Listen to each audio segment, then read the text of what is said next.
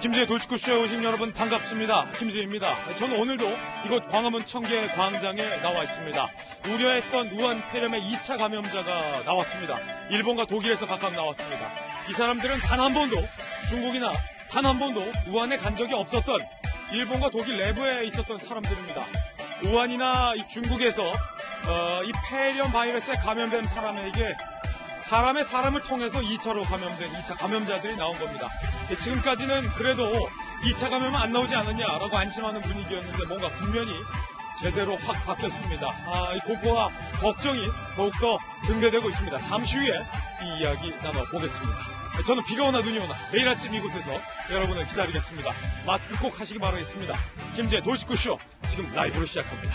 잠깐만요.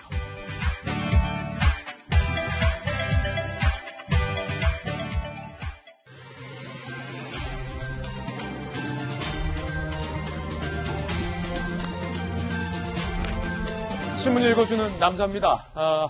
우한에 가본 적 없는 일본인과 독일인 2차 감염자까지 나왔습니다. 사람을 통해서 감염이 됐다라는 첫 사례가 나온 겁니다. 비상이 걸렸습니다.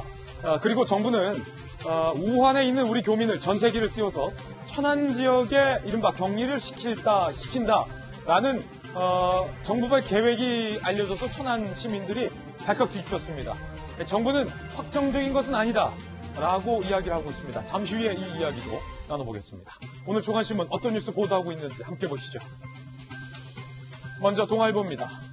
네 번째 확진 환자 접촉한 사람이 나왔는데 무려 172명, 그중에서 95명은 밀접 접촉자입니다. 가족 한 명에 대해선 음성 판정이 나왔습니다. 평택 거주 50대 남성의 동선이 공개가 됐습니다. 잠시 후에도 상세히 살펴볼 텐데 중국 우한에서 입국했을 때 무증상으로 공항을 통과했던 분이었기 때문에 더욱더 걱정이 큰 상황입니다. 옆에 지도 한번 보시죠. 인천공항을 통해서 공항버스를 8834번을 타고 경기 평택의 송탄터미널에 하차를 하고 택시를 타고 평택의 자택으로 귀가를 했다가 평택의 365 연합의원을 방문을 했습니다. 그리고 송탄보건소에 진료를 받고 분당 서울대병원으로 격리가 됐습니다. 잠시 후에 이 동선도 다시 한번 짚어보겠습니다. 95명, 거의 100명에 가까운 사람을 밀접 접촉했다.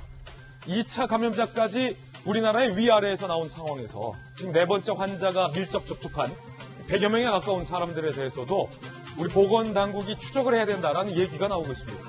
다음 신문입니다. 이번엔 조선일보입니다. 상황은 이러한데 청와대와 총리실, 복지부 다 제각각이에요. 예컨대 네 번째 환자가 접촉했다는 사람의 수를 두고 정부와 질병관리본부의 설명이 각각 다르고 지금 1339 콜센터는 먹통이에요. 먹통. 하루 10,000통 걸려오는 문의 전화를 고작 30명이 대응하니까 당연히 먹통일 수밖에 없죠. 메르스 때 50명을 조사하는데도 4월 걸렸는데 2주 안에 3,000명 조사를 정부는 추진하겠다고 밝혔는데 무슨 수를 할 것이냐라는 우려의 목소리도 나오고 있습니다. 이 정도 상황이면 컨트롤 타워 당연히 청와대가 돼야 합니다. 보건복지부 질병관리본부 미룰 일이 아닙니다. 컨트롤 타워는 청와대가 되는 것이 맞습니다. 다음 신문입니다. 이번엔 중앙일보입니다.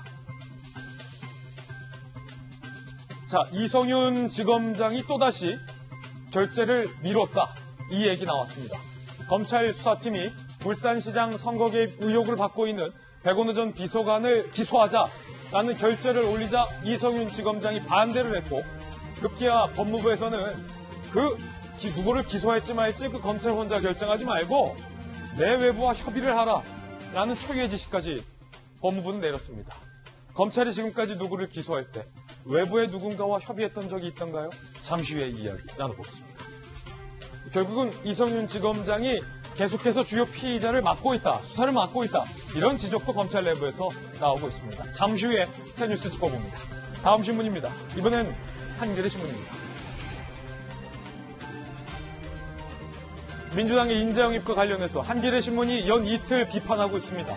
깜깜이 인재 영입 검증의 한계를 보였다. 한겨레 신문이 더욱더 날 세워서 비판하고 있는데 SNS로 검색하고 면접이 고작이다. 인재영입을 묻은 웹서핑 아니야. 한겨레신문 이렇게까지 썼습니다. 소방관 오영환 씨 조국 비호 기자회견도 마찬가지였고 가장 문제가 되고 있는 이번 인재영입의 논란, 이른바 미투 의혹이 불거져 나온 것과 관련해서 한겨레신문은 영입 뒤에 꼬리 끊으면 그만이냐라고 당 지도부를 향해서 비판적인 목소리도 내고 있는 상황입니다. 특히 원종고 씨가 아직 탈당계를 내지 않고 있는 것으로 확인되면서 민주당의 대응이 부실 대응이다라는 논란까지 불거지고 있습니다. 잠시 후에 이야기 나눠보죠. 다음 신문입니다. 이번엔 서울신문인데요. 사이면 기사도 하나 준비를 했습니다. 초등학교 1학년이 세상에 토플을 보는 초등학교 1학년도 나왔다고 해요. 영어 몰입 교육을 하고 있는 사립초 연 1,000만 원의 교육비에도 지금 줄 섰다는 겁니다.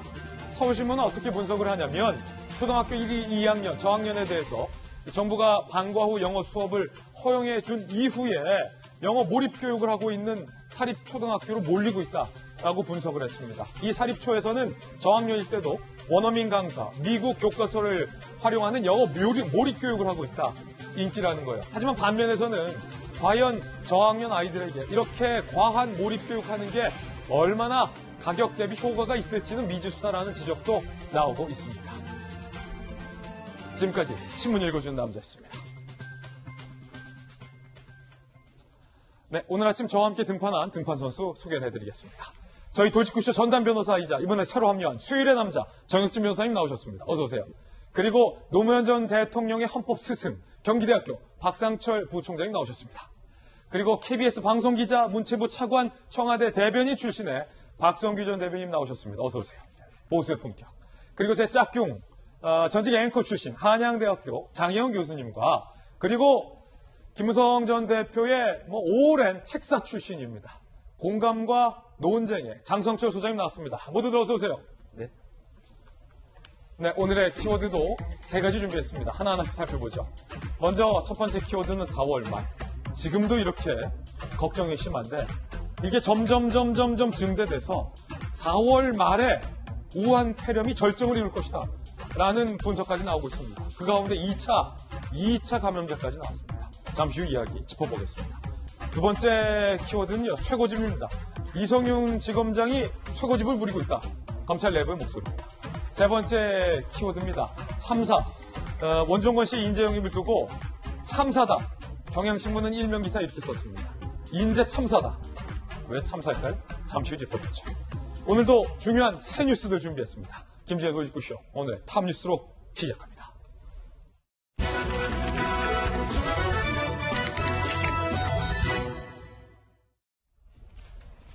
네, 첫 번째 소식으로 많은 분들이 걱정하고 있는 우한 폐렴 소식부터 먼저 짚어보겠습니다. 바로 이겁니다. 오늘 이슈는 2차 감염자, 2차 확진자, 사람에게서 옮은 사람 나왔다는 겁니다. 함께 보시죠. 우리나라 주변에서 나왔어요. 우리나라 위에 있는 독일과 우리나라 밑에 있는 일본에서 나왔습니다. 먼저 일본 후생노동성의 오늘 발표, 새 뉴스예요. 발표에 따르면 새롭게 발생한 감염자 3명 중 1명은 우한에 간 적도 없는 이번 시국에 중국도 안 간 일본 나라현의 60대 남성 버스 운전사다. 우한에서 온 여행객들을 태우고 같은 버스에 있었던 것뿐이에요. 우한에서 여행 온 사람들을 같은 버스에 태웠던 것뿐이에요. 8일에서 11일, 12일에서 16일 두 차례 운전한 것뿐인데 이번 우한 폐렴 확진자로 드러났습니다. 그런데 더욱더 걱정스러운 건 그 버스에 탔던 우한 관광객 중에 이상 증세로 보였던 사람은 한 사람도 없었다는 겁니다. 그러니까 그 버스에 탄 사람들은 잠복기였을 가능성이 큰 상황이고 잠복기에 우한 관광객을 태운 버스 기사가 감염이 돼서 확진자로 드러난 겁니다. 일본 내에서도 사람 대 사람 간 감염이 일어났을 가능성이 높다고 보고 일본 후생노동성은 발빠르게 조사 중인 상황입니다. 그렇다면 독일은 어떨까요? CNN 보도에 따르면 독일 남부 바이에른주 자동차 업체 직원 33살의 남성, 굉장히 젊고 건강한 남성, 상하이에서 온 중국 여성과 업무 회의한 것뿐인데 우한폐렴에 감염이 됐다고 보도가 됐습니다. 이 중국 여성은 지난 19일 상해에서 독일로 출장을 갔고 23일 중국에 돌아간 뒤에 이 여성은 감염이 된 것으로 확인됐습니다. 결국 이 여성이 독일을 방문했을 당시에는 역시 잠복기였다는 겁니다.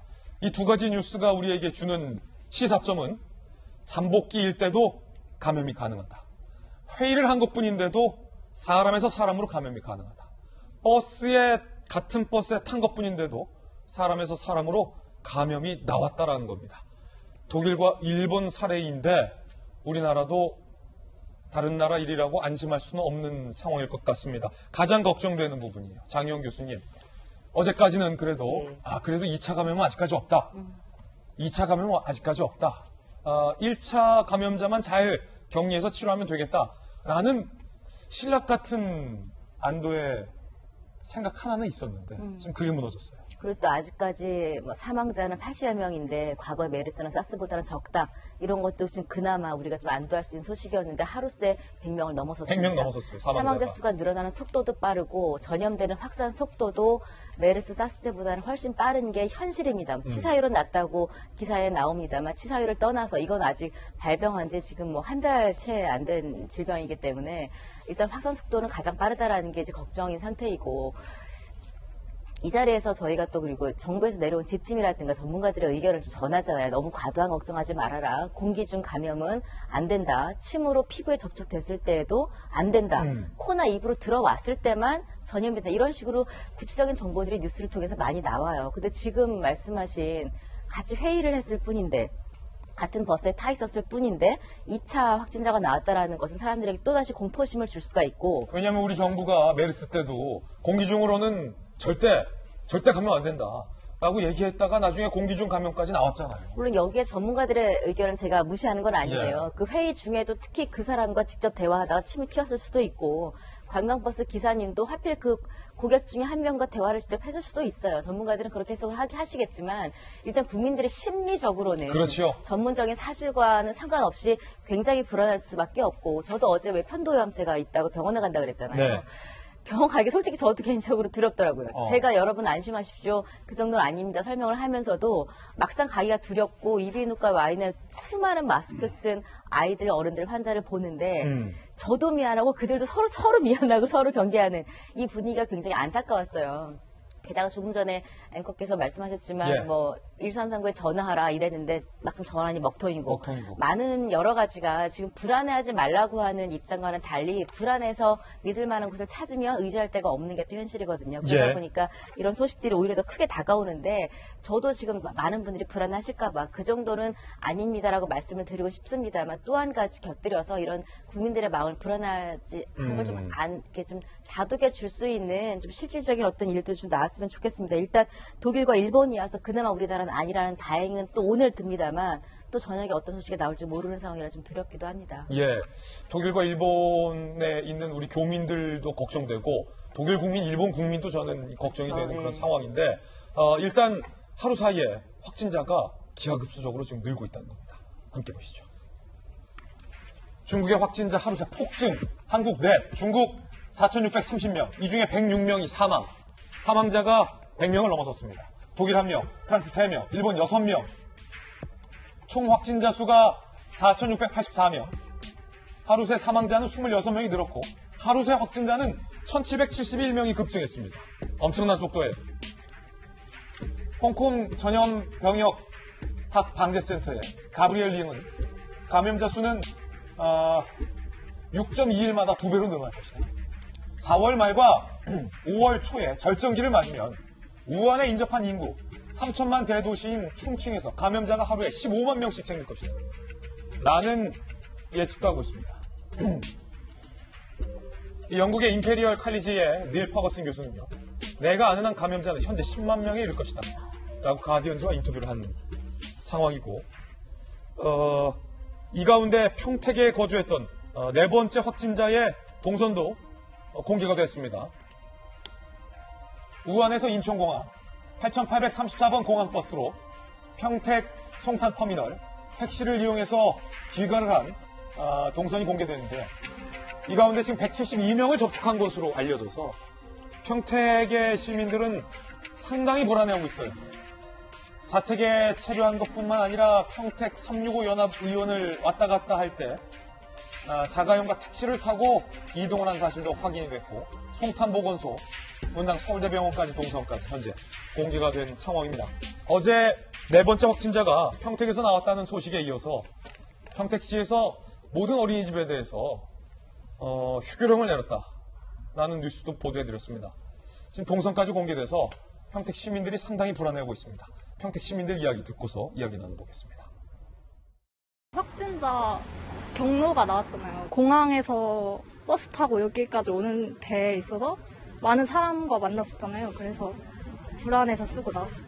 24명 중에 5명 정도 이렇게 지금 증언했고요. 이제 손소독제 바르게 하고 교실을 소독 다 지금 하고 있어요. 부모님들이 더 걱정을 많이 하시는 것 같아요. 많이 예민하시죠. 아빠가 오늘부터 마스크 쓰라고 했었어요. 제가 지금 6학년인데 1학년 때 메르스가 여기 근처에 좀 많이 퍼졌어서 지금 이번에도 피해가 더 클까봐 걱정돼요. 자, 그런데 이 가운데 우리 정부가 우한에 있는 우리 교민 600여 명을 전세기로 국내로 들여올 계획을 사실상 확정지었습니다. 그런데 정부 일각에서 우한에서 들여올 우리 교민들을 천안에 격리시킬 것이다라는 얘기가 나오면서 이 천안 주민들이 상당히 지금 또 불안해하고 있습니다. 함께 살펴보시죠. 우한에 거주하고 있는 600여 명의 우리 교민을 천안에 격리할 것이다라는 설이 지금 돌고 있는데 정부가 31일 전세기 4편을 투입해서 우한에 거주하고 있는 한국인 600에서 700여 명을 국내로 들여올 예정인데요. 귀국 후에 천안 공무원 연수 시설을 40일간 격리할 방안을 지금 검토 중이라는 소식이 알려졌어요. 그러자 천안 시민들이 만만하면 천안이냐. 천안으로 납득할 이유를 내라. 격리시설로 언급된 연수원이 도심에서 차로 10분 거리밖에 안 된다라며 반발하고 있는 상황입니다. 천안이 근방에서 제일 큰 도시라 이동 인구가 많고 확산 가능성이 큰데 이 정부의 위치 선정 잘못된 건 아니냐. 천안 시민 찬반 투표라도 거쳐라. 놔둔 침대도 여기 쌓아놓더니 천안시장이 없다고 지금 만만하냐라는 반응들을 보이고 있습니다. 자, 일부 천안 시민들은 결사 반대를 주장했고 청와대 국민청원 집회 신고를 한 예정. 그러자 정부가 아직 특정할 단계는 아니다. 공항에서 이동거리 너무 길지 않고 수용 규모가 적정한 곳을 찾고 있다라고 한 발 빼는 듯한 발언을 하고 있는 상황. 박성규 대변인님, 이게 확실히 2차 감염자도 나왔고 확진자도 늘고 하니까 사실은 우한에 있는 우리 교민들 걱정하는 마음이야 온 국민이 같은 마음이지만 천안 시민들의 걱정도 충분히 좀 공감이 된다라는 얘기가 나오고 있어요. 걱정되죠. 걱정되죠. 걱정되죠. 지금 앞에서 얘기하셨지만은 속도가 지금 엄청난 거 아니에요? 그리고 잠복기에도 지금 전파가 된다고 하는 것이 지금 확인되고 있는 상황이니까 참 걱정이 되는데 그럼에도 불구하고 제가 좀 말씀드리고 싶은 것은 우리 정부가 지금 최선을 다하고 있는 모습이 보입니다. 그리고 효과도 어느 정도 있는 것으로 좀 판단되고요. 왜냐하면은 어제 그제 4번째 확진자가 나온 이후에는 지금 추가 확진자는 아직 안 나오고 있거든요. 나름대로 최선을 다하고 있는 모습인데 지금 천안으로 정한 이유가 공항에서 이동거리가 너무 길지 않고 수용 규모가 적당한 곳을 찾고 있다는 거 아니에요. 네.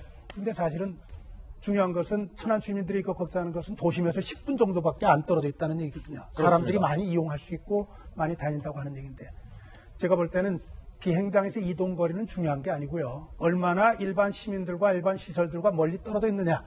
얼마나 격리되어 있느냐 하는 것이 가장 중요한 포인트거든요. 정부가 그거를 좀 고려해야 된다. 그렇게 봤으면 좋겠고 두 번째로 꼭 좀 확인하고 싶은 게 하나 있어요. 뭐냐면 두 가지가 좀 걱정이 되는 부분이 있는데 아까 김진애 국께서는 그 얘기를 하셨어요. 청와대가 컨트롤 타워가 돼서 이 모든 것들을 꽉 잡고 가야 된다. 힘 있는 정책을 집행하고 힘 있는 대책을 내놓기 위해서는 맞다고 생각합니다. 그러나 청와대가 컨트롤 타워가 되더라도 핵심은 전문가들이 해야 된다. 전문가들이 해야 된다. 왜냐하면 정치권에서 이래라 저래라 한마디씩 내놓는 것이 전문가들이 움직이는데 굉장히 큰 어려움이 되고 있어요. 문재인 대통령이 3,000명 전수조사라는 거 대통령으로서 충분히 이해할 수 있습니다. 그러나 3,000명 전수조사 하다 보면은 바깥으로 더 퍼지는 다른 일들을 해야 되는 것에 오히려 소홀할 수 있어요. 정부 정책 당국자들은 이런 경우에 항상 마주치는 딜레마가 그거든요. 너무 강조하면은 불안이 조장되고 조금 좀 불안이 조장되는 것 같아서 한 템포 쉬려고 그러면 당신들 너무 안일하게 대처하는 것 아니냐. 이 딜레마에 빠져 있는데 딜레마 속에서 책임 있는 사람들은 뭔가 역할하는 걸 보여주고 싶어 합니다. 그런데 나서는 것을 자제하고 전문가들에게 맡기고 한 발짝 물러서서 전문가들을 믿고 지켜보는 것이 지금은 가장 중요한 것이다. 두 번째, 걱정만으로 해결될 일은 아무것도 없고 스스로 움직이지 않으면은 이 문제는 한 걸음도 나갈 수 없다고 하는 것이죠. 다행히 지금 텔레비전 보니까 나오시는 분들이 전부 마스크를 끼고 나오시네요. 중요한 일이라고 생각합니다. 예. 정혁진 변호사님 고향이 제가 알기로 천안 근처 온양이잖아요. 네, 아산입니다. 아산. 어떠십니까? 천안에 지금 우한에서 우리 교민들을 격리한다. 한 700명가량 격리한다는 건데 네네. 어떻게 보세요? 일단 제가 아침에 우한 총영사관 홈페이지를 들어가 봤어요. 그러니까 전세기가 마감이 됐다고 그러더라고요.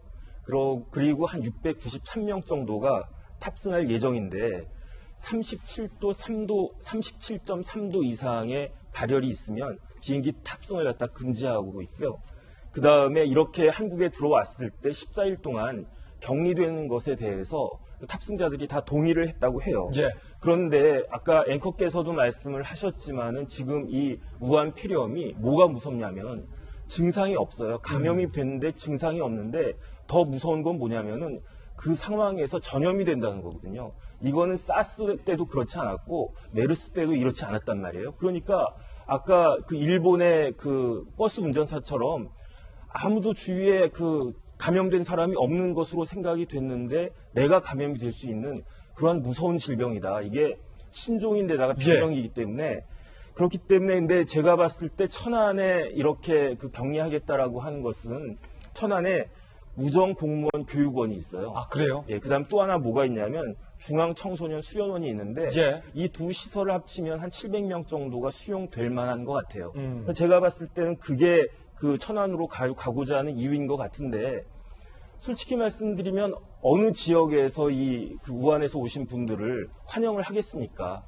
결국 그렇다라고 한다면은 정부에서 이러이러한 이유가 있기 때문에 여기서 좀 받아주십시오. 그럼요. 라고 이야기를 해야 되는데 설득을 해야 된다. 그런데 이렇게 천안에서 반발하니까 쑥 빠졌단 말이에요. 그 이야기는 납득할 만한 이유를 생각하지 않고 그냥 편의적으로 거기 수련원이 있고 연수시설이 있으니까 옛말에 우리나라는 천안이 편하면 나라가 편하다고 그래요. 그런 말이 있습니까? 옛날부터 그랬어요. 예. 근데 이제 천안이 불안해지면 나라가 불안해질 수 있는 거 아니냐. 그런 말이 있었군요. 자, 어쨌든 걱정입니다. 하여튼 우한 폐렴 소식에 대해서는 저희 돌직구쇼가 가장 정확한 소식 발빠르게 우리 국민들에게 보도를 해드릴 테니까 우리 국민들도 저희 돌직구쇼 함께 하시면서 관련 소식들 꼭 꼼꼼하게 점검해 주시길 부탁드리겠습니다. 마스크 꼭 하시고요. 손 꼭 깨끗이 씻으시기를 강조드립니다. 또 한 가지 걱정인 건 앞서서 이제 우리 국민들 생각하는 마음에 장영 교수님께서 그래도 독일과 일본에서 확진자가 나왔고 우리나라에서 안 나와서 다행이다라고 말씀하셨지만 독일과 일본 국민들도 또 걱정되는 마음은 변함없다라는 말씀도 높아시면서 다시 한 번 더 드립니다. 이번에 저희가 준비한 두 번째 이슈 소개합니다. 바로 이겁니다.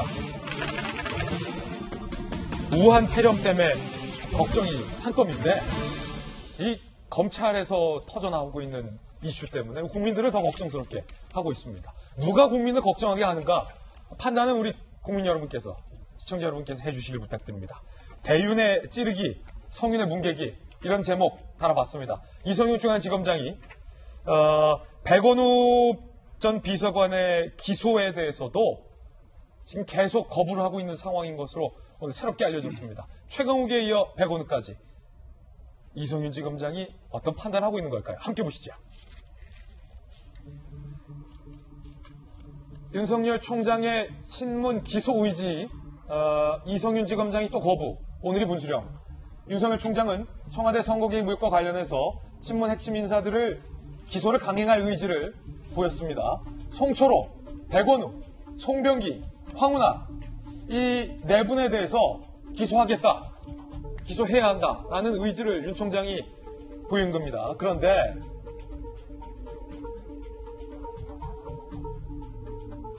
수사팀에게 윤석열 총장이 직접 이렇게 지시까지 한 상황이에요. 그런데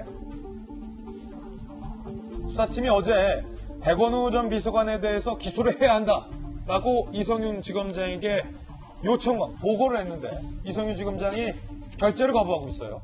공소장 좀 더 보고하겠다. 3차례 방문, 160분 설득, 뭐 구체적인 숫자까지 나오고 있어요. 3번 갖고 160분 설득했다. 이성윤 지검장 결재 거부하고 있다는 거예요.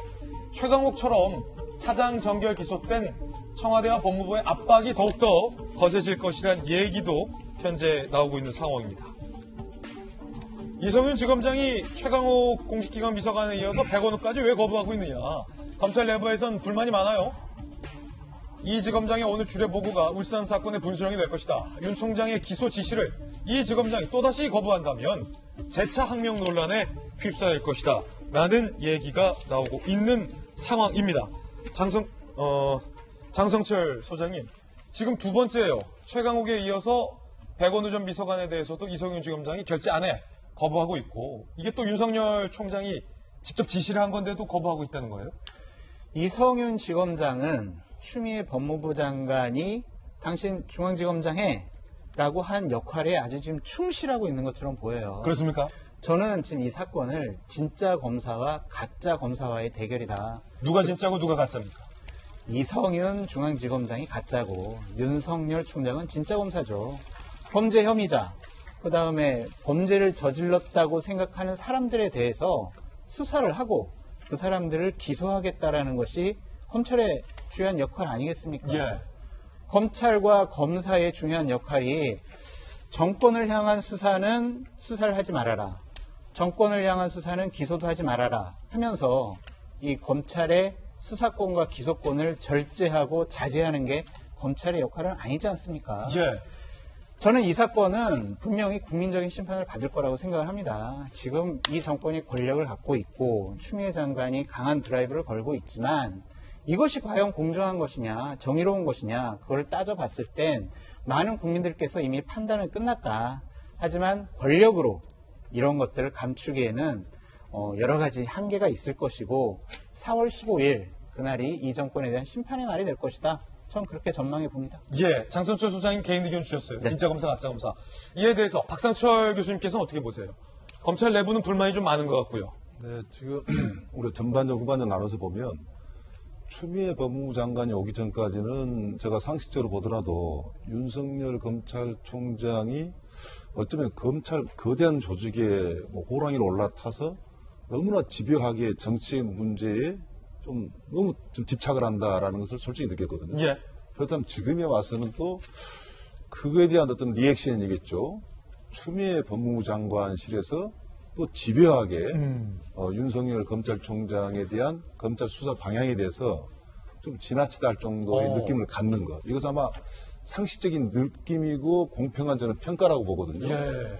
여기서 저는 이제 두 가지를 말씀을 드리고 싶은데, 하나는 이제 일단 청와대와 정치권은 이제 검찰과 경찰의 동선을 들여다본 것을 좀 멈췄으면 좋겠어요. 그렇군요. 예, 두 군데의 시각은 어쨌든 간에 자기들 입장에서 정치적으로 볼 수밖에 없거든요. 또 그리고 너무나 지나치게 지금 확산을 시켜가지고 국민들도 아까 이야기했잖아요. 가짜 검사가 있고 진짜 검사 있고 그런 생각이 아마 우리 장 소장 혼자만의 생각은 아닐 거예요. 예. 내가 볼 때 좋은 검사가 내가 볼 때 제 가짜 같아. 이건 사실은 굉장히 위험한 단계라고 보고 이게 이제 어떻게 정립이 돼야 되냐면 지금 인사 발령 날짜를 놔두고 윤 총장이 서두르는 거 저는 이해는 갑니다. 왜 그날이 지나고 나면 힘이 더 빠질 수 있다라고 생각할 수 있는 문제거든요. 네. 그런데 지금 법무부하고 검찰이 사실 정상적으로 좀 자리매김을 해야 됩니다. 어떻게 보면 사실 검찰총장한테 보고하는 건 당연한 거거든요. 예. 이것을 법무부장에 막으면 안 돼요. 검찰청 법에 나와 있는 건 분명하지만 그러한 것들이 어떻게 해서 상호관계가 이루어지느냐. 간단한 예가 행안부의 장관하고 경찰청장이 있어요. 예. 수사를 할 때 한번 관계를 한번 보십시오. 그 내부적으로 충돌이 일어나지는 않거든요. 과거에 한때는 분명히 일어났습니다. 법무부라고 검찰청이라고 전혀 다른 게 아니거든요. 그래서 법무부 장관도 어떤 목표를 정해놓고 가고 또 윤석열 검찰총장도 어떤 검찰청의 위상을 정치적 외압으로부터 법무부 장관으로부터 검찰 수사를 못하게 하는 것을 막는 것은 철저해야 되지만 예. 수사상에 있어서 법무부와 검찰청이 끝까지 대립관계로 가서 이번에 내가 완전히 한번 결론을 말고 나겠다. 라는 데에 너무 집착하지 말아라. 라는 이야기를 하고 싶고 네. 법무부와 검찰의 현재 움직임은 저는요. 자리매김을 위해서 하고 하는 움직임이지 무죄를 유죄를 만들고 유죄를 무죄로 만드는 그런까지 상황은 아니다고 생각합니다. 예, 박상철 교수님이 추미애 장관을 모르시는 분이 아닌데도 불구하고 좀 자제하라라는 돌직구 발언까지 나오고 있는 상황인데 제가 궁금한 건 박성규 전 대변인 청와대에 계셨잖아요. 자꾸 박성규 대변인 나오실 때마다 그때 청와대는 안 그랬냐라고 물어봐서 죄송합니다만 그때 청와대에서 혹시 대통령과 가까운 사람에 대해서 검찰이 기소를 할 때 이렇게 전면적으로 막았던 적이 있었습니까? 단언컨대 없었습니다. 단언컨대요? 네, 기록을 찾아보시면 됩니다.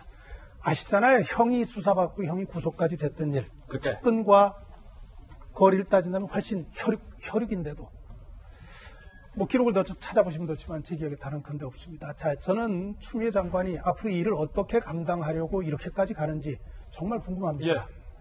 지금 박 교수님도 말씀하셨어요. 누가 보든지 이건 말이 안 되는 일이거든요. 이건 지금 검찰과 법무부의 싸움이 아닙니다. 예. 청와대 의중을 대변하고 있는 법무부 장관과 법무부 장관의 의중을 대변하고 있는 서울지검장, 그 사이에서 윤석열 총장 체제가 지금 수사에 어려움을 겪고 있는 사안이에요. 정확하게 얘기한다면은 이거는 원칙의 문제, 상식의 문제죠. 국가의 기강을 흔드는 문제거든요. 예. 민주주의의 대원칙이 뭡니까? 입법, 사법, 행정이 서로 간에 견제하는 가운데 한 걸음씩 나갈 수 있도록 국민을 위한 방향으로 나갈 수 있도록 하자는 것이 우리 헌법 정신인데 그 대통령도 선서할 때 그렇게 하잖아요. 대통령 선서 어떻게 시작되는지 혹시 기억하세요? 처음에 대통령 선서 이렇게 시작합니다. 나는 헌법을 준수하고 국가를 보위하며 이렇게 시작합니다. 헌법 준수로부터 갑니다. 그 문제에 대한 정면적인 부정이에요. 자, 제가 이 상황에서 제가 정말 걱정하는 게 있어요. 예. 국민은 좋은 검사, 나쁜 검사, 지금 진짜 검사, 가짜 검사 판단한다고 장선 말씀하셨고 우리 박 교수님도 동의하셨는데 이런 사안에 대해서 왜 정부 여당에서는 여기에 대한 문제제기가 한마디도 나오지 않을까요? 이런 상황에 대해서 청와대 수많은 참모들은 왜 한마디도 하지 않을까요? 저는 이게 정말로 걱정입니다. 절대 권력은 절대 부패한다는 얘기는 제 식으로 요즘 얘기하면 일방주의의 횡행은 무조건 망하게 돼 있다는 얘기를 하거든요. 한 가지 말씀드릴게요. 여러분 우리 역사 속에서 조선 역사 속에서 가장 폭군이라고 기억하는 사람 중에 한 사람이 누굽니까? 광해군이에요. 광해군이요. 광해군 때 사헌부의 지평을 지냈던 임수경이라는 분이 있습니다. 광해군 3년 때 광해군 일기에 나온 기록이에요. 4월 5일째 일기에 나오는 기록입니다. 과거를 통해서 급제자 33명을 뽑아놨어요. 예, 과거시를 통해서. 뽑아놓고 33명을 대상으로 광해군이 묻습니다. 지금 나라에서 가장 중요한 일이 뭐라고 생각합니까? 합격자들 대상으로 한 2차 이른바 논술 문제 같은 걸 내는 거예요. 거기서 등위를 결정하는 거예요. 임수경이라고 하는 분이 이렇게 얘기를 합니다. 지금 우리나라의 가장 복잡한 문제는 임금의 잘못이 제일 문제다. 광해군 앞에서. 예, 이렇게 얘기를 합니다. 구체적으로는 이렇게 합니다.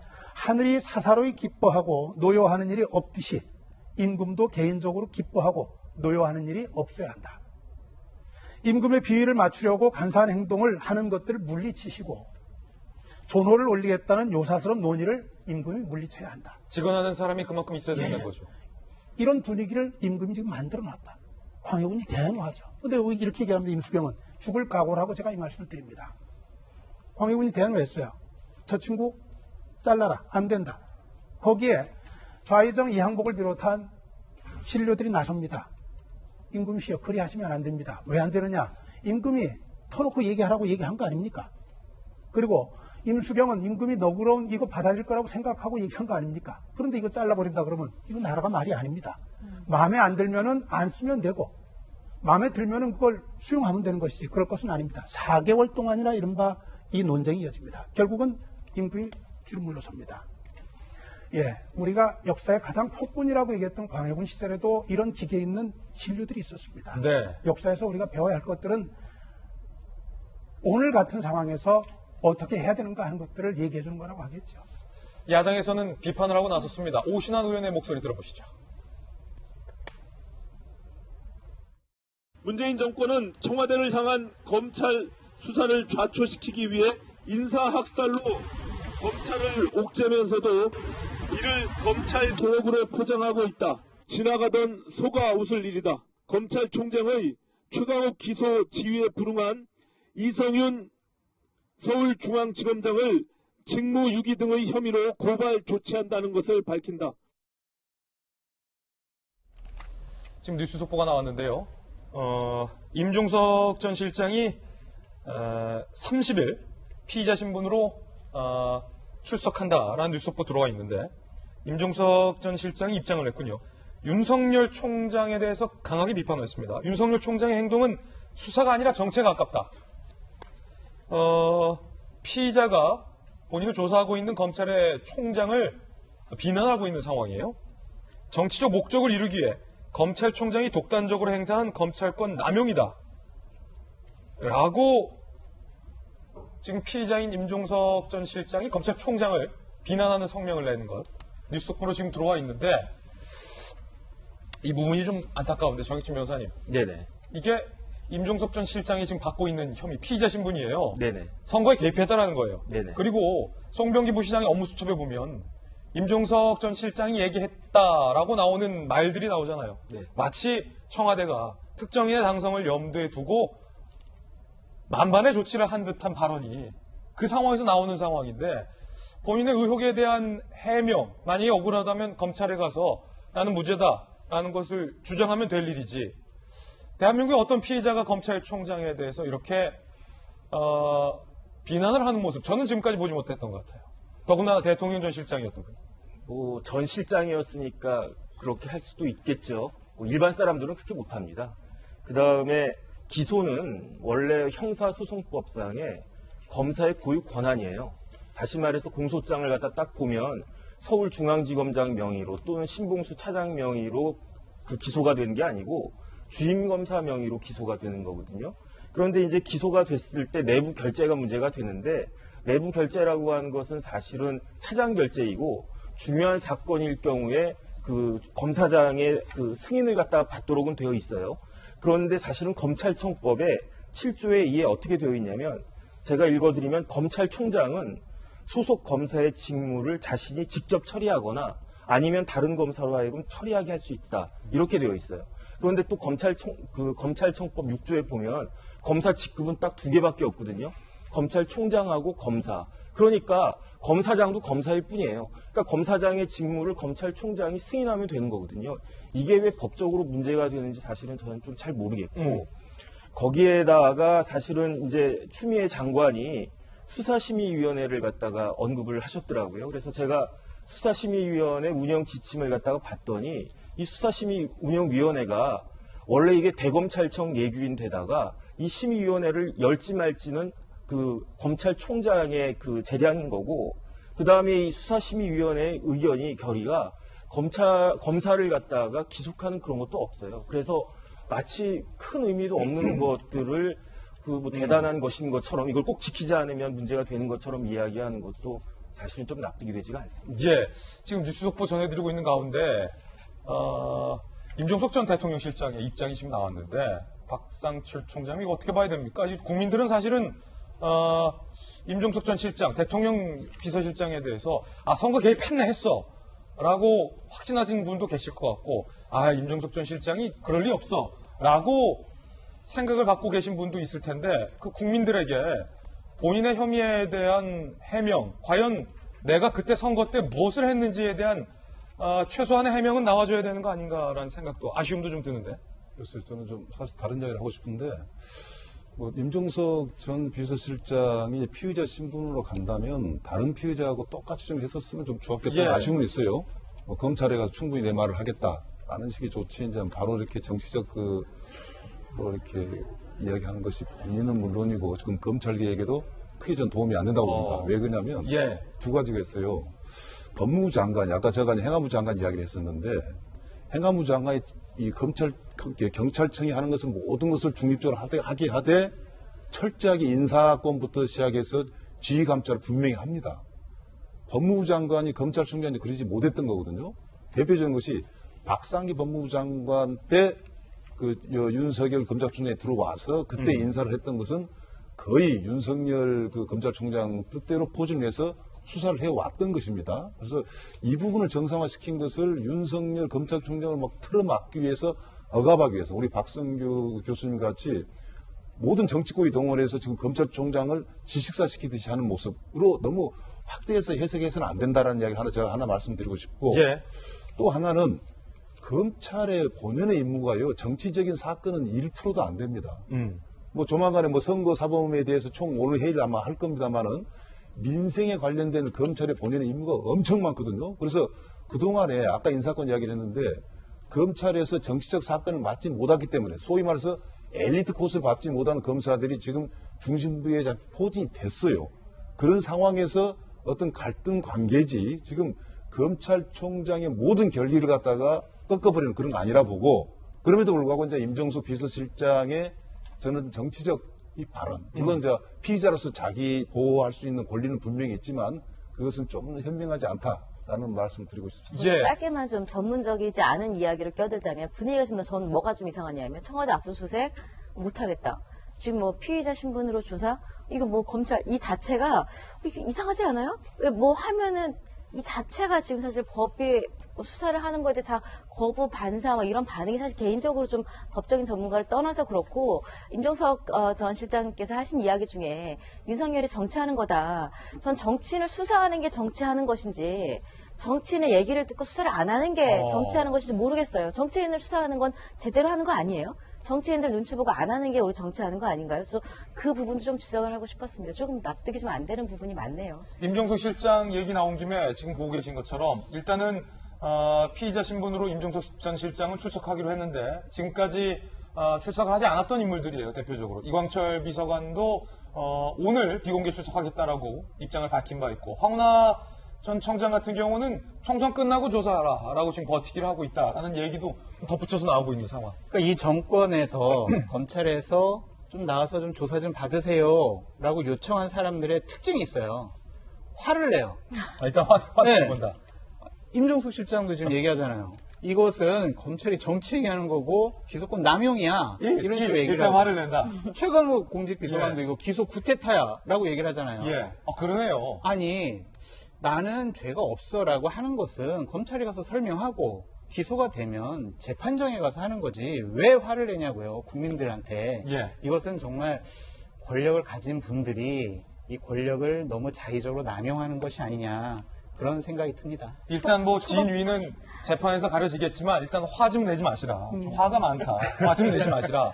그 말은 좀 새겨 들을 말 같아요. 화 내지 말라라는 건데 오늘 한 조간신문에 문재인 대통령의 과거 글이 재조명되고 있습니다. 그 글 보면서 이야기 나눠보겠습니다. 문재인 대통령이 9년 전에 쓰신 글이 오늘 9년 만에 재조명되고 있다는 건데 2011년에 발간한 대통령의 저서 검찰을 생각한다의 내용이에요. 당시 노무현 정부가 검찰에 의해서 불법 대선 자금 수사를 받고 있었습니다. 그때 그 사건을 언급하면서 당시 검찰의 수사는 대통령의 측근을 대상으로 했는데 이로써 청와대나 법무부 장관이 대선 자금 수사 관련해서 검찰권 행사의 입장을 표명하는 것 자체가 곤란해졌다. 이 말은 청와대가 수사받고 있기 때문에 검찰에 대해서 이러쿵저러쿵 청와대가 입장을 표현할 수가 없다.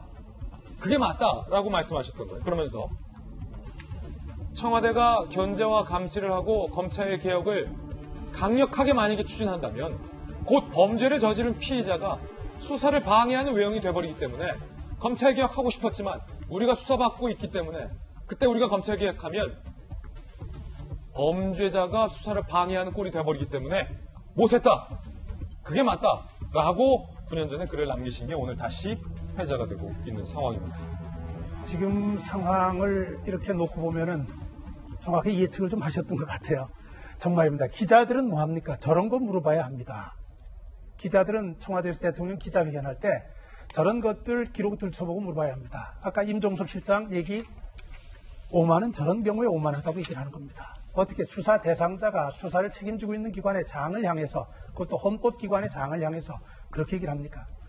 임종석 실장이 대통령 비서실장 할 때 윤석열 검찰총장이 파격적인 발탁이 됐어요. 그때 고민정 대변인이 했던 발탁의 변을 제가 한번 다시 들려드릴게요.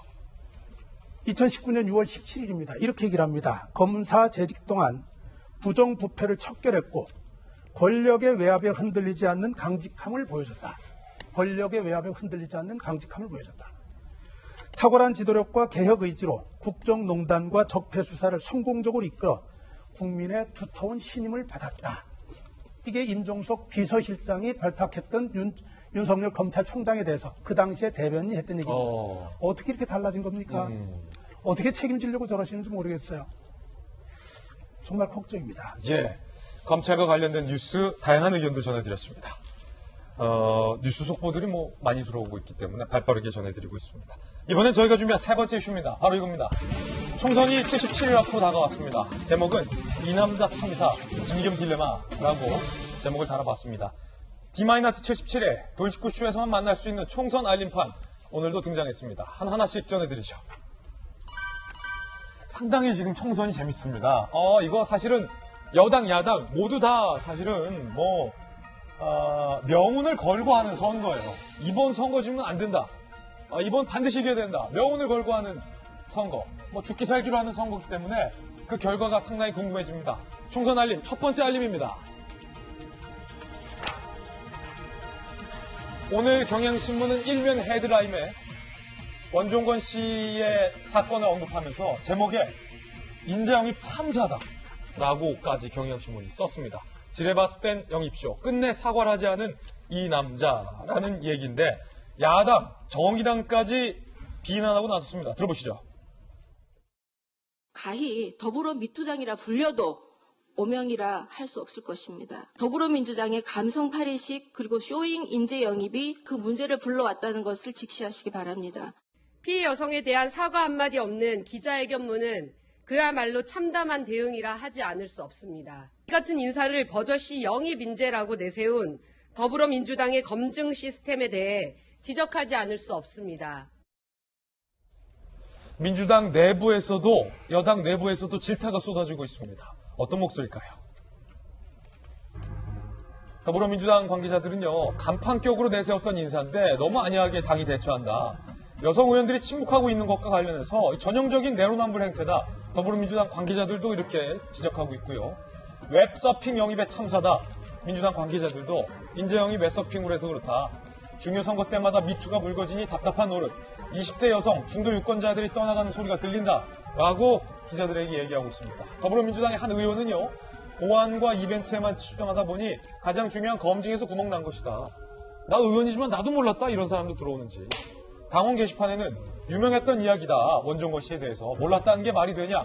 최소한의 검증도 안 하냐. 라고 한 당원은 글을 남기고 있는 상황입니다. 김성환 비서실장은요, 당이 정부 조직이 아니라 사적인 영역에 대해서 검증의 한계가 있을 수밖에 없다.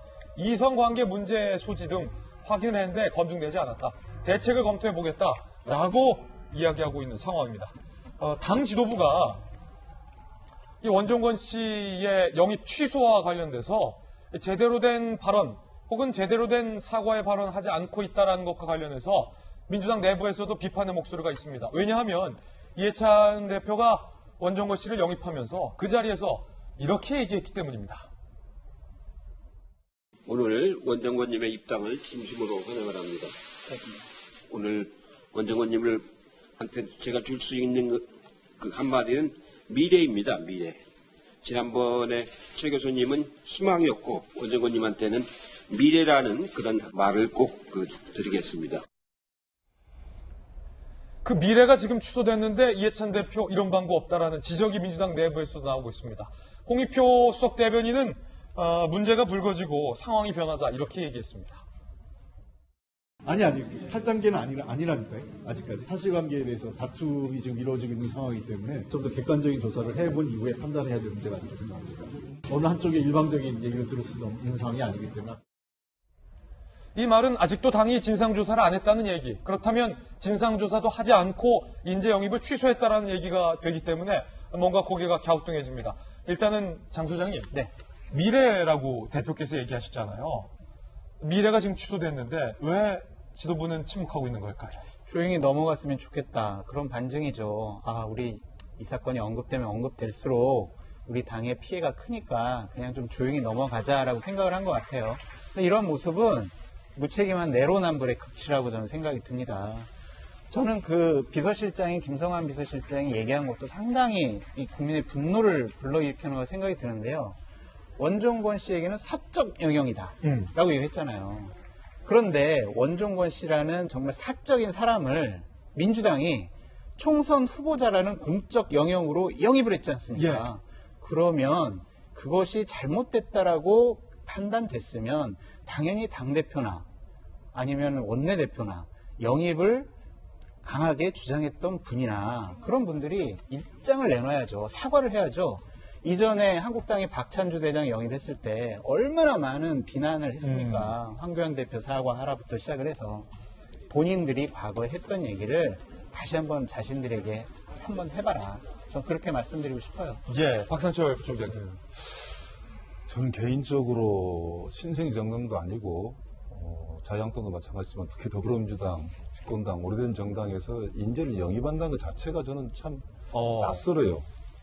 아니 인재가 얼마나 없길래 선거 때만 되면 갑자기 인재가 얼마나 인재를 없길래 영입하냐는 거죠. 그러니까 역으로 당이랑서 정치적 인재를 만들어내야 되는 곳인데 참 그런 것은 참 안타깝다 생각이 들고 또 더 나아가서 자유한국당 야당이라면 저는 이해합니다. 이 집권당은 더 신중해야 되는 것이 이 집권당의 공천은 그 정부와 국가의 성격을 좌우하거든요. 누가 공천받냐에 따라서 정책 영향력을 많이 끼치거든요. 똑같은 다문화든 누굴 위해 줄 것인가 뭐 이런 걸 해서 근데 젊은이 대표로 이제 저 친구를 이제 뽑았는데 저는 정말 양보다 질을 하라 굳이 말하자면 그 말씀을 드리고 싶고 특히 집권당은요. 제가 솔직히 말씀드리면 야당은 좀 힘들 거예요. 인재 영입하기가 어렵지 않습니다. 집권당이 되면 와요. 한번 프로포즈를 하면 그럴수록 왜 이게 필요하며 우리 당에도 인재가 많은데 불가피하게 이 사람을 왜 할 것인가 왜에 대한 입증을 해야 되고 그리고 요즘 세상에 정말 아까 미투 사건 봤지 않습니까? 정말 검증할 게 엄청 많거든요. 그래서 최소한의 검증을 해야 되고 뭐 이런 것들은 저는 정말 아까 참 제목을 잘 붙였어요. 이건 더불어민주당의 공천 시스템에 거센 번지를 할지 몰라도 이 참사다. 그래서 다시 한번 이왕에 더 나가기 전에 이 사건이 그대로 가서 선거 한 보름 전에 터져 보십시오. 모든 표 다 날아가죠. 여성표를 비롯해가지고. 그래서 또 이런 사건이 없으란 법이 없기 때문에 다른 당도 마찬가지지만은 더불어민주당은 집권당으로서 인재 영입에 있어서는 정말 신중해야 된다는 거. 꼭 한 말씀 드리고 싶습니다. 피해를 주장하고 있는 여성이 인터뷰를 하고 나섰습니다. 원종건 씨의 기자회견을 보면서 더욱더 가슴이 무너졌다는 겁니다. 일단 원종건 씨의 기자회견, 인재 영입 취소 기자회견 내용부터 한번 듣고서 피해 여성의 이야기도 들어보겠습니다. 올라온 글은 사실이 아닙니다. 허물도 많고 실수도 있었던 청춘이지만 분별 없이 살진 않았습니다. 파렴치한 사람으로 몰려 참담합니다. 제가 한때 사랑했던 여성입니다. 주장의 진실 여부와는 별개로 함께했던 과거에 대해 이제라도 함께 고통받는 것이 책임 있는 자세라고 생각합니다. 원종건 씨에 의해서 피해를 입었다. 성놀이개로서 취급을 당했다라고 폭로를 했던 주장하고 있는 여성이 인터뷰에 나섰습니다. 그 여성 입장도 한번 살펴보시죠. 방금 이 기자회견을 보면서 사과 없는 사퇴에 억장이 무너졌다.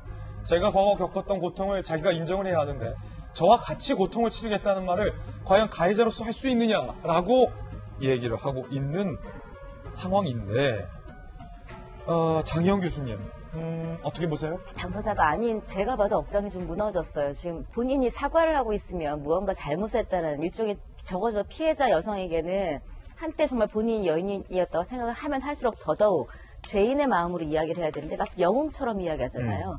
내가 고통을 함께하고 책임지겠습니다. 저는 사실은 저도 지금 보면서 모르겠어요. 감정이입을 여성으로서 하면 안 되는데 여성들이 저런 피해를 입었을 때 이렇게 사회에다가 발표를 하는 게 쉬울 것 같으세요? 어렵다라는 말로 표현이 안 될 정도로 어려워요. 자신의 인생을 사진과 또 본인의 카톡까지 다 또 주변 친구들 다 알고 다 정말 본인의 인생을 던진 거예요. 그렇기까지는 얼마나 TV를 보면서 TV를 도저히 못 볼 정도로 저 여성은 고민을 많이 했을 것이고 저기에 대해서 뭐 정치적으로 누가 접근해가지고 악의적인 저는 이렇게 말씀하시는 분들에게도 이야기하고 싶은데 정치적으로 이용하려고 했으면 앞서 말씀하신 대로 총선 뭐 15일 전 한 달 이렇게 발표하는 게 오히려 더 전략적으로 좋아요. 저는 저 여성의 입장을 대변하는 게 아니라 적어도 본인이 무언가를 인정을 한다면 거기에 맞는 사과가 있어야 될 것이고 앞서 이해찬 대표는 얘기를 안 하고 지금 또 당사자는 이야기를 하고 있거든요. 이것도 바뀐 것 같아요. 오히려 죄를 진 사람은 죄송합니다 외에는 할 말이 없어야 되는 게 정상인 것이고 저런 사적인 영역의 사람은 공적으로 데려와서 무책임한 행동을 했으면 사과를 해야 될 건 오히려 당 차원인데 사과를 진지하게 길게 해야 될 분들은 침묵하고 있고 짧게 그냥 죄송하다는 말밖에 할 수 없는 사람은 길게 이야기하고 있고 영웅처럼 포장하려고 하고 이런 자세가 역시 전 또 안타깝다는 표현으로 마무리를 해야 됩니까? 예. 이 부분은 민주당도 사과를 좀 해야 될 것 같습니다. 예, 박상천 교수님 아까 말씀하신 것 중에서 인재 영입이 쇼가 되고 있다는 말씀 전적으로 공감합니다. 정말 걱정스럽게 지켜보고 있어요. 정치권은 인재를 찾아오기도 하지만 내부에서 길러야 합니다. 그런데 지금 급하게 선거를 앞두고 국민들의 감성을 자극할 수 있는 사람들을 찾아오다 보니까 저런 일이 벌어져요. 평판에 대해서 검증하고 책임을 가져야죠. 정말 걱정스러운 것은 지금 자유한국당 아무 일도 없었다는 듯이 민주당을 비판했어요. 저기서 놀라운 것은 자유한국당도 저 친구를 영입하려고 접촉했다는 것 아닙니까? 예. 누가 누구를 나무르겠어요? 똑같다. 예, 그러면요. 이 인재는 저렇게 찾아지는 게 아니고 쉽게 생기는 게 아니라는 것 꼭 말씀드립니다. 예, 과거 원정권 씨가 남겼던 것으로 추정되는 글도 회자되고 있습니다. 한국당과 민주당 모두에게서 제안을 받았다는 거죠. 함께 보시죠. 정말 도움이 필요한데 안 계실까요? 두 당에서 내년 총선에 공천과 비례로 각각 제의가 들어왔는데 저는 회사 생활한 지 얼마 안 된 20대예요. 제가 상대적으로 어린 나이에서 정치 쪽을 잘 모르는데요. 기회로만 보면 좋은 기회인 것 같아서 알아보려고 하거든요. 혹시 이쪽 부분 잘 아시는 분 계실까요? 라고 글을 남겼는데 누가 또 답변을 달았어요.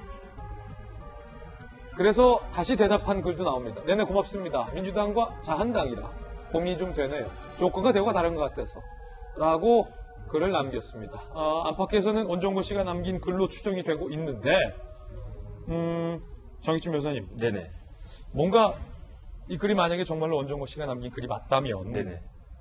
정치를 함에 있어서 어떤 뭐 포털 사이트 지식인에 물어보는 것처럼 예컨대 뭐 하드가 났나요, 쭈쭈바가 났나요? 라는 수준의 네네. 고민받게 돼서는 안 된다라는 뭐 얘기도 나오고 있어요. 그 우리나라 정당법에요. 정당에 대해서 개념 규정을 하고 있거든요.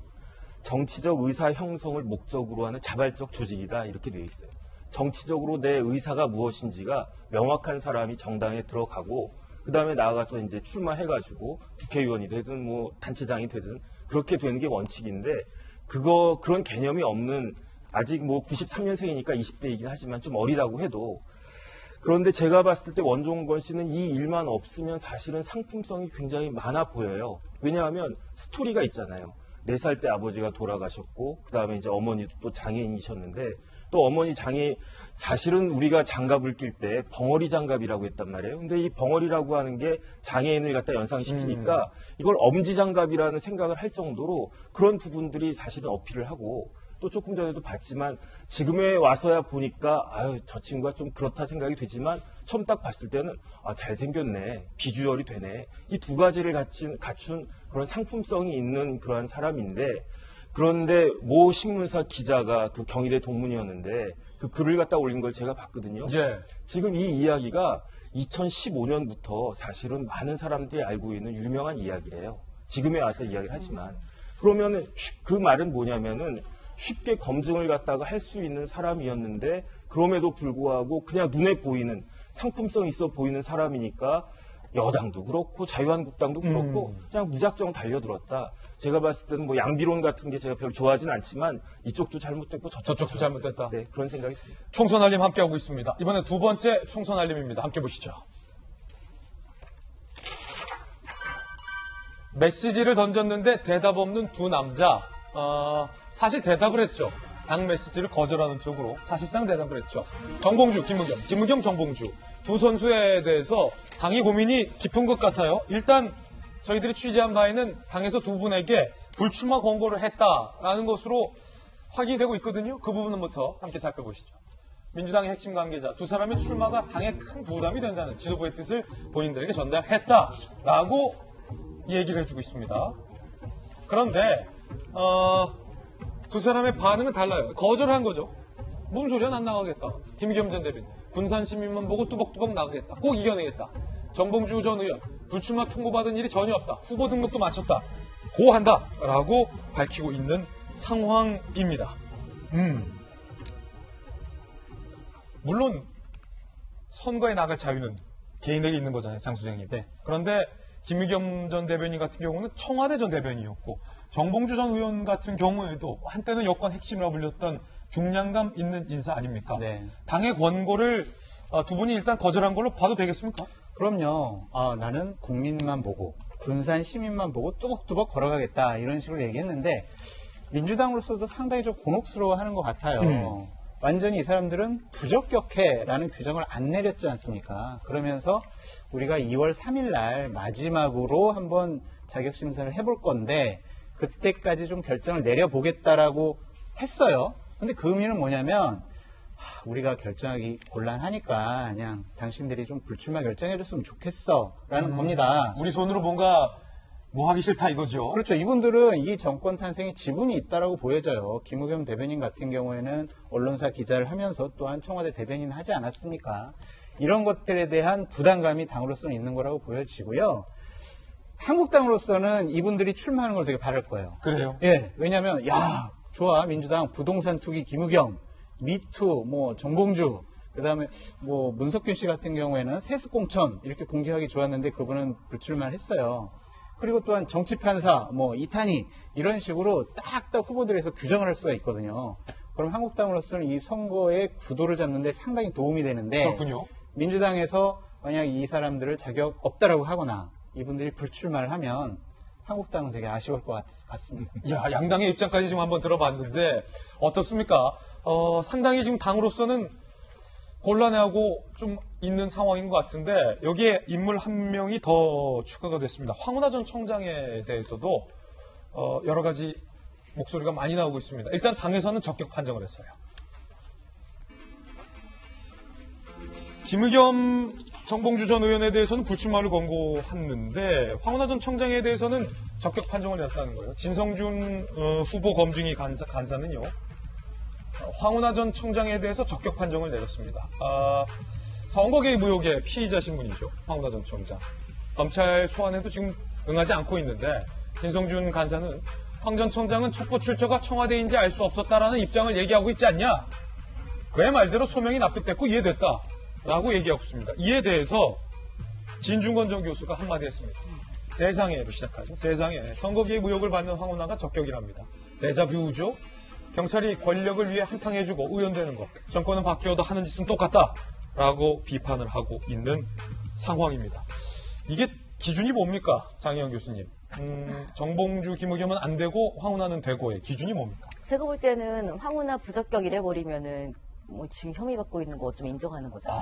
그러니까 절대로 하면 안 돼요. 지금 법무부 장관까지 같이 지금 검찰총장과 대결하냐 마냐 이런 게 언론에 도배가 되고 있는 이 상황에 그 핵심 사건에 들어가 있는 게 황운하 청장이잖아요. 그러다 보니 제가 볼 때는 어쩔 수 없는 것 같아요. 지금 부적격이라고 생각을 해도 적격이라고 하는 게 맞고 또 어쩌면 진심으로 적격이다 이런 사람이 있어야 우리가 지금의 이런 새를 밀고 나갈 수 있다고 생각할 수도 있는 것 같고 앞서 김의겸, 정봉주 두 분도 가장 예민한 주제잖아요. 부동산 문제 또 성적인 문제 그러다 보니까 이 부분은 대놓고 이제 부담스러운 거고 둘은 이미 확정됐잖아요. 시세 차익 얼마 같다라는 게 명확히 숫자로 나왔고 정봉주 전 의원도 무혐의니 어찌 본인은 이야기합니다만 어쨌든 그 여성이 결국 본인이 그 여성 오히려 무고로 이렇게 몰아가려고 하다가 결정적인 영수증 때문에 말을 뒤엎었던 사람이잖아요. 그러다 보니까 확실하게 나온 거에 대해서 이렇게 말할 수 있지만 황운하 전 청장에 대해서, 황운하 청장에 대해서는 이런 입장을 낼 수밖에 없는 당의 입장이다 이런 생각이 듭니다. 예. 자, 두 번째 총선 알림 뉴스였고요. 이번에는 세 번째 총선 알림 뉴스도 살펴보실 텐데 앞서서 원종건 씨에 대한 보도해드렸는데 조금 전에 이해찬 대표가 저희 뉴스 보셨는지 사과를 하셨습니다. 이해찬 대표가 인재 영입 인사 중 한 분이 사퇴하는 불미스러운 일이 있었다. 사실과 관계없이 인재영입위원장으로서 국민과 당원께 심려 끼쳐드린 점을 송구하게 생각한다. 이후에는 철저히 검증하겠다라고 조금 전 사과를 했다라는 뉴스 속보도 전해드리겠습니다. 세 번째 총선 알림 함께 보시죠. 지금 바른미래당의 안철수, 손학규, 안철수 두 분의 갈등도 점점 가시와 구체적으로 드러나고 있습니다. 일단 손학규 대표가 반발하고 있어요. 들어보시죠.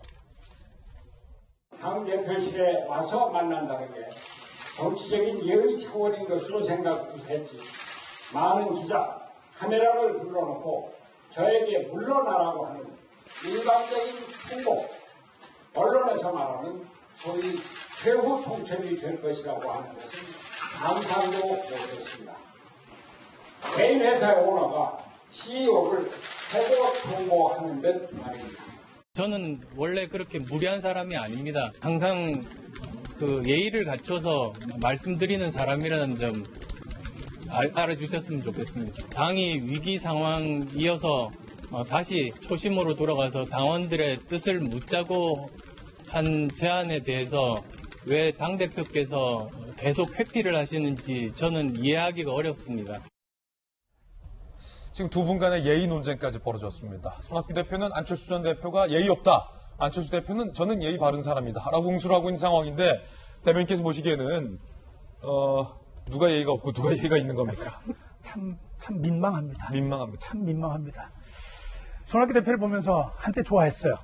저분 대학 교수에서 정치인으로 전환하셔서 정말로 저렇게도 본인이 가지고 있는 역량을 나라를 위해서 국민을 위해서 쏟을 수 있구나 좋아했는데 지금의 저분의 모습은 정치가 참 괜찮았던 한 사람을 저렇게까지 좀 망가뜨려 놓을 수 있구나 하는 것들을 봅니다. 저뿐 아닐 거예요. 손학규 대표가 좀 생각을 하셨으면 좋겠어요. 기억을 되살리기 위해서 제가 이것도 자료 하나 읽어드릴게요. 2014년 7월 31일입니다. 언제냐면은 손학규 대표가 수원에 보궐선거 나왔다가 정치 신인에게 그야말로 처참하게 집니다. 처참하게 지고 정계 은퇴를 하는 성명을 내요. 긴 성명 중에서 한 부분을 제가 읽어드릴게요. 이렇게 되어 있습니다. 정치인은 들고 날 때가 분명해야 한다는 것이 저의 평소 생각이다. 순리대로 살아야 한다는 것이 또한 저의 생활 철학이다. 이렇게 얘기하면서 내려갔었어요. 빠졌어요. 그리고 전남 광길에 토굴로 갔었죠.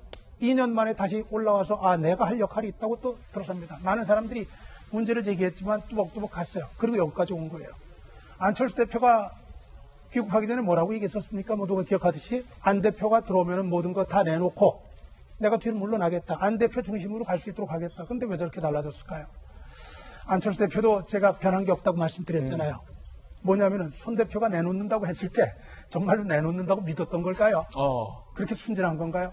저처럼 조금만 그 과거를 돌아봐도 저분은 본인이 가진 거를 한 번도 내놓은 일이 없이 내놓는 모습을 보이고 척했다가 다시 돌아오고 했는데 저 두 분들 대한민국 정치를 위해서는 본인들이 결단을 좀 해줘야 될 것 같아요. 예. 그런데 또 한편으로는 박상수 총장님, 손학규 대표 입장에서는 당이 그렇게 어렵고 예컨대 유승민계가 다 빠져나갈 동안 안철수도 뭐 했냐. 당이 그렇게 위기에 있을 때 사면 초과였을 때 손학규가 당 지키고 있는 동안 안철수도 뭐 했냐. 저 독일에서 마라톤밖에 안 했냐. 그런데 이제 와서 어디서 나가냐. 뭐 이런 생각 들 법도 하지 않습니까? 그런 말 들으면 싸울 때 너 해준 게 뭐냐 이렇게 싸우는 건데 덕분에 대표님 하고 계시잖아요. 저는 짧게 세 가지만 이야기하면 하나는 우리 안철수 대표가 저는 관상은 잘 못 보지만 좀 인상이 좀 바뀌었네요. 좀 약간 옛날보다 좀 더 독해졌다 할까? 좀 마음이 좀 급하다 할까? 그 다음에 우리 손학규 대표님 같은 경우는 사람이 어떤 비전이 읽혀야 되는데 저분이 무슨 생각을 갖고 있을까라고 했는데 이제 안에 욕심이 보이는 거예요. 자리를 못 내놓고 그렇다면 내놓다면 자리가 보장돼야 된다. 계속 원하는 자리가 뭔지 모르겠습니다만 그 외에는 읽히지가 않는 거예요. 왜 싸우고 있냐에 대한 어떤 그 편이 자기 편이 생길 수가 없는 정말 어떻게 보면 노예라고 표현하지만 노예가 너무 심한 말이 같고 외로운 좀 싸움을 하고 있다는 생각이 들고 싸움. 여기서 이제 그래도 주인공이 이제 안철수 전 대표인데 과거에 그 기억나실 겁니다. 그 DJ와 YS가 어떤 야당이 하나 있었는데 이민우 총재였죠. 뭔가 계획적인 정당을 만들기 위해서 그 사람을 나와라 하는데 막상 안 나오니까 양김이 서로 힘을 합쳐가지고 새로운 신한당을 만들어서 선거 혁명을 일으켰거든요. 그 지지자들이 지켜본 겁니다. 즉 정치 지도자라는 것은 같이 할 정치 동지를 분명히 하면서 그리고 A가 안 되면 저희 플랜 A, 플랜 B라 그러잖아요. 확실하게 자기 비전을 가지고 있어야 돼요. A가 안 되면 즉 손학규 대표가 안 물러나면 바로 B가 나와야 되고 그런데 좀 느낌에 A가 안 되면 다시 그냥 선을 긋겠다는 자유한국당을 하려는 건지 이게 본인은 마음껏 할 수 있을지 모르겠지만 일정한 정치적 동지와 지지층이 혼란스러워져 버립니다. 그래서 정치인으로서 해야 될 몇 가지 우리 자꾸 하는 말 있잖아요. 안철수는 좀 뭔가 잘했으면 좋겠다. 저만 이야기한 게 아니라 대한민국 모든 사람이 이야기하잖아요. 그 중에 하나가 바로 뭐냐면 확실한 비전을 좀 보여달라는 건데 비전이 다른 게 아니라 그래서 뭘 어떻게 하겠느냐. 이번에도 여전히 좀 손학규 대표하고 싸우고 나서 결과에 따라 어떻게 될까? 사람이 궁금은 한데 마음이 안 놓이는 거예요. 저는 그걸 또 좀 약간 좀 불안하고 아쉬움 그걸 이렇게 갖고 있습니다. 자, 정치권 총선 소식 짚어봤습니다. 이번엔 저희가 준비한 다음 순서입니다. 오늘의 하풀 시간인데요. 오늘은 과연 어떤 분들이 앞에 4인방에 선정됐을지 함께 보시죠.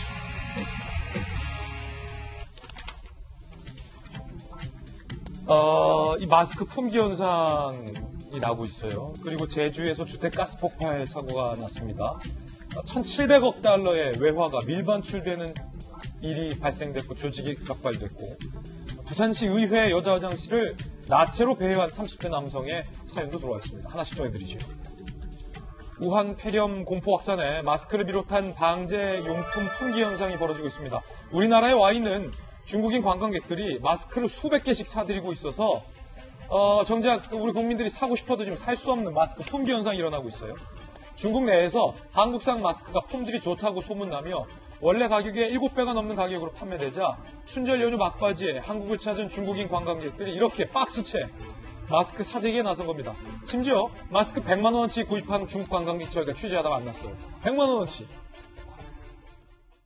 想要买700个左右，因为现在国内的需求已经是非常大了，所以 There's a huge shortage. The price is very high, so it's unaffordable.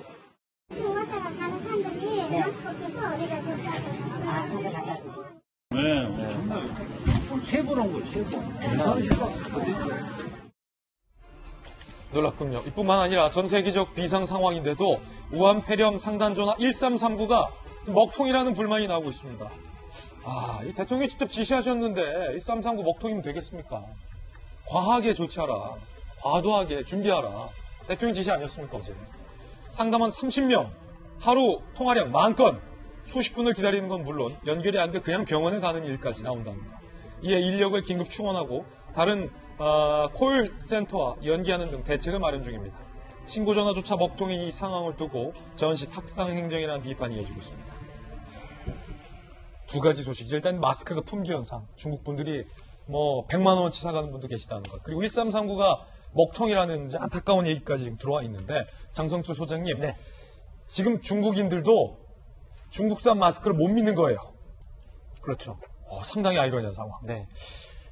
제가 이제 오늘 일산에서 버스를 타고 오는데 저만 빼고 다 마스크를 착용을 하셨더라고요. 장소에 마스크 해야 돼요. 네. 안 해요, 그거를. 중국 저분들이 다 사가니까 못 마스크 샀군요. 구하기가 좀 쉽지 않은 것 같은데요. 정말 저렇게 마스크를 꼭 써서 꼭 이제 이런 폐렴, 이런 것들이 꼭 막아줬으면 좋겠다라는 생각이 들고요. 어쨌든 중국에 우리나라가 한 200만 개 정도 마스크를 지원하겠다고 하지 않습니까? 그런 것은 정부가 좀 잘한 결정 아니냐, 그렇게 말씀드리고 싶고요. 저 어제 보도부터 1339 통화가 안 된다고 그래서 저 어젯밤에 한번 통화해보려고 했는데 안 되더라고요. 안 됐어요. 그래가지고 이거 정말 큰 문제구나라는 생각 들었고, 또 하나의 문제는 아니 저 1339 신고 전후의 상담원을 인원수를 늘리는 거 100명까지 늘리겠다고 하잖아요. 그 늘리는 것조차 대통령의 지시가 있어야 늘리겠다라는 생각을 하는 것 자체 벌써 늦었다. 이것 자체가 좀 우리나라 이 행정 시스템이 좀 잘 원활하게 돌아가지 않는 거 아니냐, 그런 생각을 좀 들게 했습니다. 이 정익진 변호사님. 정부가 최선을 다하고 있지만 개인이 할 수 있는 건 개인이 최선을 다해야 되잖아요. 마스크 쓰고 손 소독 잘하는 건데 지금 벌써 광화문 이 일대에 어제 제가 약국을 어린 아들을 키우다 보니까 약국을 5군데를 돌았어요. 어제. 못 가셨죠? 이 손 세정제를 구할 수가 없어요. 저도요. 장수장도. 저도 갔었어요. 구할 수가 없어요. 마스크도 마찬가지로. 일단 이게 호흡기 질환이기 때문에 마스크가 사실 굉장히 중요하고요. 그 다음에 손이, 왜냐하면 손에 세균들이 굉장히 많고 그렇기 때문에 바이러스가 많거든요. 근데 저도 이제 검색을 쭉 하다 보니까 어떤 의사가 굉장히 중요한 걸 지적을 했어요. 바이러스가 제일 많은 데가 어디냐면 바닥이래요. 바닥. 이 바닥에 아주 득식을 하기 때문에 여기에 물건이나 가방이나 이런 걸 놓았을 때 그걸 통해 가지고 문제가 되는 경우도 사실 많이 있으니까 그 부분도 조심해야 된다. 그 이야기 많이 들었고요. 그다음 꼭 손 세정제뿐만 아니고 비누가 중요해요. 왜냐하면 역사상 가장 위대한 발명품 중에 하나가 비누거든요. 비누다. 비누를 사용하고 난 다음에 전 세계적으로 사망률이 확 줄었어요. 그러니까 손 세정제가 더 좋긴 하겠지만 없으면 비누로라도 꼬박꼬박 잘 씻어야 되겠다. 알겠습니다. 비누라도 저도 열심히 씻겠습니다. 자, 두 번째 하플 소식입니다. 지난 27일 제주 시내 한 주택 1층에서 가스 폭발 사고가 발생했습니다. 집주인이 주방에서 음식을 만들다가 펑 소리와 함께 폭발이 발생했는데요. 다행히 인명피해는 발생하지 않았지만 주택 출입문, 창문, 집기 등이 부서지고 주차된 차량 3대가 날아온 파편에 의해 파손됐습니다. 원인을 조사해봤는데 고무호스에서 가스가 누출돼서 폭발이 일어난 것으로 나오고 있는데 고무호스에서 흔적이 나왔어요. 어떤 흔적? 물어뜯긴 흔적. 이 수상한 흔적들을 확인한 결과 유력한 용의자가 나왔는데 바로 반려견 2마리. 반려견 2마리가 지난해에도 가스호스를 물어뜯어서 고친 적이 있다라고 해요, 집주인이. 경찰은 이번 사고에서도 개가 호스를 물어뜯었다 이렇게 보고 있습니다. 정확한 사고 원인을 조사하기 위해 국가수에 이걸 의뢰할 예정이라고 하는데 고양이가 인덕션을 작동시켜서 화재가 난 사고도 있었던 만큼 개가 이 가스호스 물어뜯는 일도 있다. 여러분들 참고하시기 바라겠습니다. 무려 1,700억 원에 달하는 외화를 해외로 빼돌린 10개 조직이 검찰에 적발. 이들의 범행엔 공항 면세점 직원들과 시중은행 부지점장까지 동원이 됐습니다. 면세점 직원들은 상대적으로 보안 감시가 허술한 상주 직원 게이트로 출입이 가능한데요. 이 조직은 이 점을 이용해서 실리콘을 주입해서 특수 제작한 허리 복대를 면세점 직원 4명에게 착용하게 해서 외화를 넣어서 운반책들에게 전달한 것으로 확인됐습니다. 이 복대 안에 최대 2억 원씩 들어있었지만 우리 돈이 아니라 금속 탐지기에 걸리지 않았고 실리콘을 발라서 사람 피부와 비슷한 촉감 때문에 만져봐도 그 안에 돈이 있는지 이게 살인지 알 수가 없었다고 하는군요. 직원들은 이렇게 하루 최대 5억까지 운반했고 수고비로 10만 원에서 50만 원을 쥐어줬다라고 합니다. 또 다른 조직은 여행 경비 목적으로 사용할 외화는 상한액 제한이 없고 증빙 서류가 필요 없다는 점을 노려서 불법 자금을 여행 경비로 허위 신고해 1,469억 원을 반출했는데요. 이 과정에서 한 은행 부지점장이 1,300만 원의 돈을 받고 206억 상당의 외화를 환전해주며 환율 우대 편의를 제공하기까지 했습니다. 다 한 통속이었던 거죠.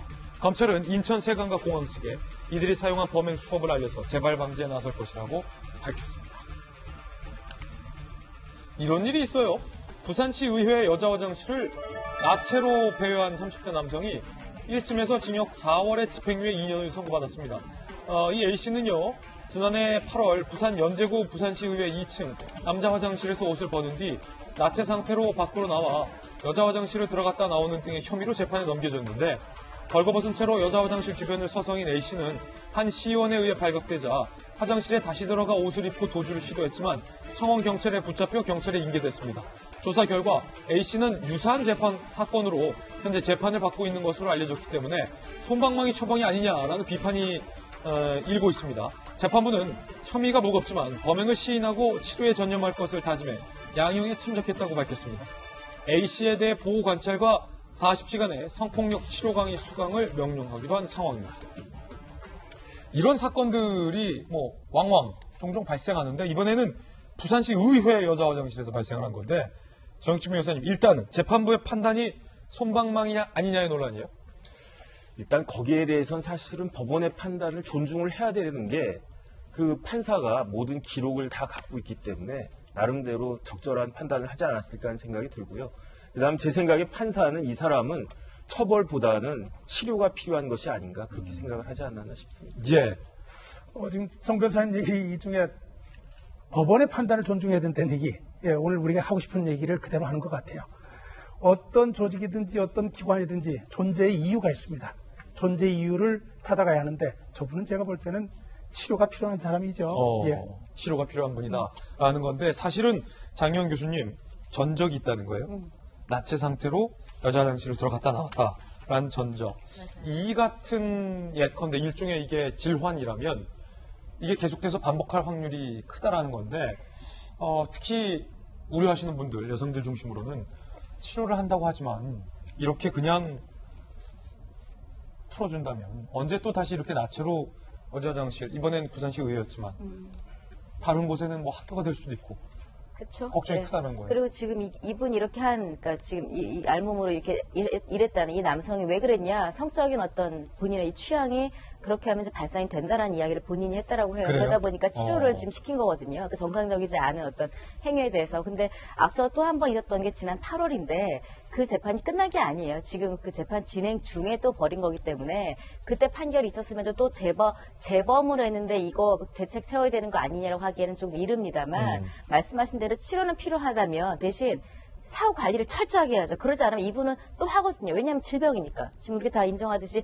본인도 인정을 했고 질병이다 보니까 치료는 필수 2대 이렇게 풀어주기보다는 사후 관리를 좀 철저하게 해야 말씀하신 대로 다른 피해가 일어나지 않고 주변 분들이 불안해하지 않을 것 같습니다. 예, 그게 또 이분을 위한 그럼요. 예, 맞습니다. 저희들은 60초 광고 후에 광고 보고 돌아오겠습니다. 잠시 후에 뵙죠. 네, 마스크와 손 씻기 거듭 강조해도 부족함이 없는 것 같습니다. 우리 시청자분들, 국민 여러분들 아프지 않는 것이 가장 중요하기 때문에 다시 한번 제가 시간을 할애해서 말씀드립니다. 오늘 저희가 준비한 소식 모두 다 전해드렸습니다. 김진의 돌직구쇼, 이렇게 우리말로 채널A 김진의 돌직구쇼 입력하시고 들어오시면 저희 별도 독립 채널 벌써 한 2만 분 넘게 일주일밖에 안 되는데 2만 명이 넘는 분들이 또 구독을 해주셔서 감사의 말씀도 드리고요. 저희가 준비하고 있습니다. 별도 콘텐츠도 지금 준비 중에 있으니까 조만간 또 이런 기대에 부응하는 콘텐츠도 여러분들에게 선보이겠습니다. 오늘도 함께해 주셔서 감사합니다. 저희는 내일 아침에 더욱더 풍성한 소식 들고 인사드리겠습니다. 오늘 하루는 분명 어제보다 나을 겁니다. 좋은 하루 되십시오. 고맙습니다.